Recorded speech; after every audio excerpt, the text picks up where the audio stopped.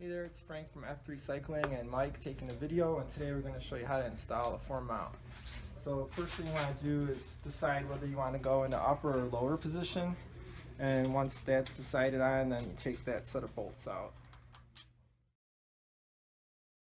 Okay, once you got your bolts out, you're going to need to select between a 35mm pair and a 40mm pair, and what you're trying to do here is match up to get the same thread engagement as your stock bolts.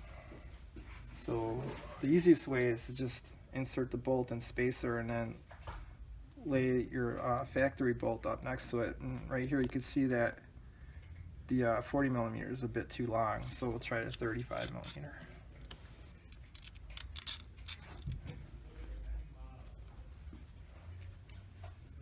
And that's just right. So we're going to go with the 35mm pair for this mount installation. Alright, we have our factory stem bolts out and we have our 35mm bolts selected. So before we go and mount this on the stem, there's a couple things that you want to make sure you have done before you get started. First is loosen these cradle bolts up and the insert bolt up. That way you could slide the cradle assembly all the way in.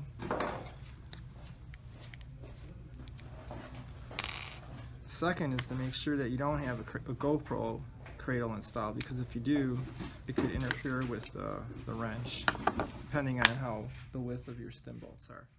We have a couple of tips here. First, very important tip is to grease the bolt heads of both bolts. And what this does is it allows the bolt to slip independently of the support sleeve and the spacers, and that'll help keep the arms from rotating when you're torquing it up to the final spec. So just be careful not to get any grease on the support sleeves or aluminum spacers, and just this portion of the bolt head right here. So I'm going to get into a little bit more detail about how to torque these bolts up and keep the arms from rotating so your cradle assembly is level with the top of the bars. I'm going to purposely make these arms rotate, and this is what we're going to show you how to avoid. You can see this, how the arms can do that. The grease really cuts down on the tendency for that to happen as you're getting up to spec. But you also might want to stick your finger in here.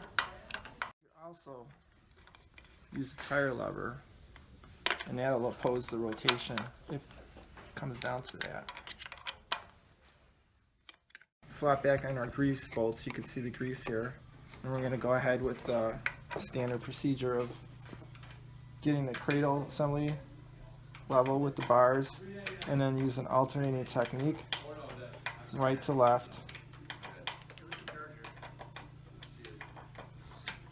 So both the arms are getting up to their torque spec evenly.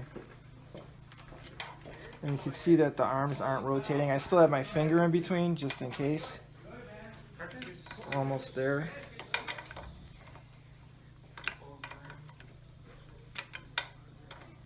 Did you want to point out that we're using my sweet cross bike today for this demonstration? I figured you'd get to that on your own.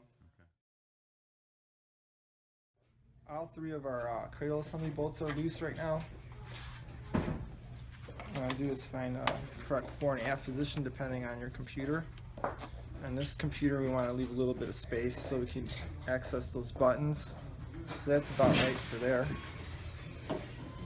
And then tighten up, insert bolt, and the two lower cradle assembly bolts to lock the cradle assembly in position.